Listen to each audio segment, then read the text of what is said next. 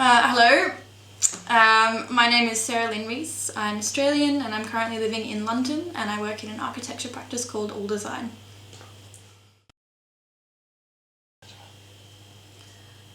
I think for me, beautiful is not about aesthetics, it's about fulfilment, about challenges, about enjoyment of life, about well, it ties into happiness, isn't it? If you're fulfilled, then you're happy. And for me, beautiful would be that, is the journey of finding happiness. And through that, you have to be fulfilled. Well, for me, I have to be fulfilled. Well, I think interacting with people is quite interesting, because everyone obviously has their own individual upbringing, their own background, their own way of seeing the world. And that certainly does change people's perspectives, and trying to understand other people and how they operate is very difficult to do unless you know the specifics about their background. All you can really do is sort of, in a way, accept that people aren't being malicious or aren't coming from a negative space, and that how they're reacting or being in themselves in that time is a product of their life experiences to this point.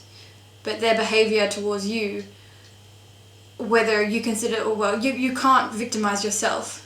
I think as soon as you start to victimize yourself, then you're not understanding somebody else's perspective.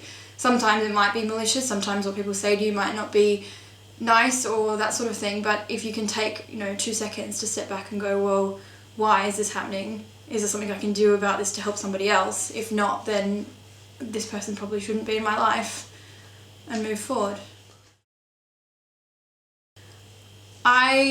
For me, I enjoy solving problems, and I enjoy being in scenarios where I don't know the answer, and then the journey of finding the answer.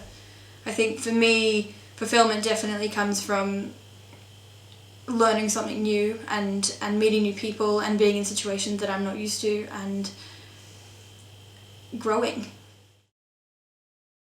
In what way do I understand chaos to exist in my life? Well, I think everything is a form of chaos until you can find a logic or an order to understand it. And I'm the kind of person that my brain works in a logical way, so I will look at every scenario I can possibly think of and find an order for it. And chaos, I think for me, is defined by not being able to understand a scenario. How do I manage pain? I think,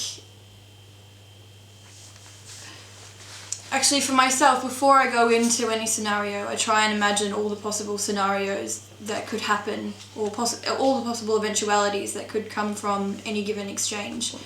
And it's almost like a precaution as a way of dealing with that. So I will imagine all the possible things that could go wrong or could go right, and then emotionally prepare myself for them, so that when anything happens, I can deal with that. I guess the pain like severe pain or real pain comes from when things are unexpected, and how you then deal with those. And yeah, that's difficult. I'm not sure. It depends on the situation, how you could possibly.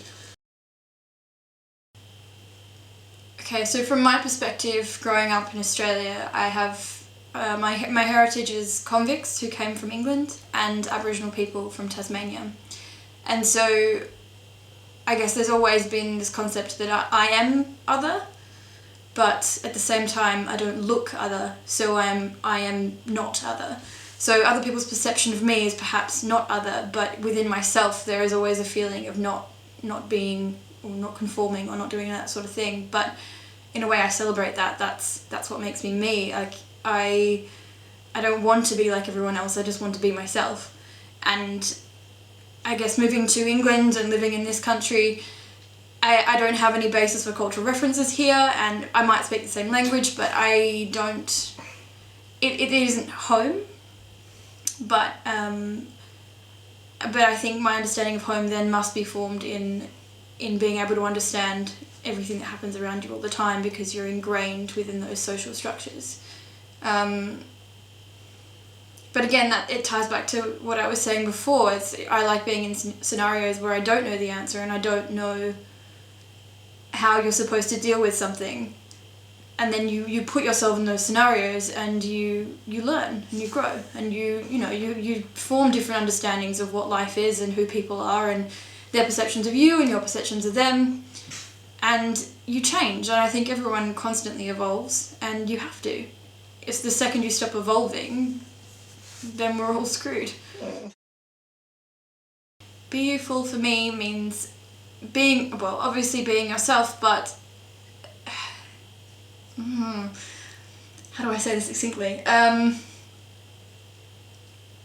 think it's giving yourself the freedom to be yourself and accepting who you are and moving forward with that instead of trying to be other people.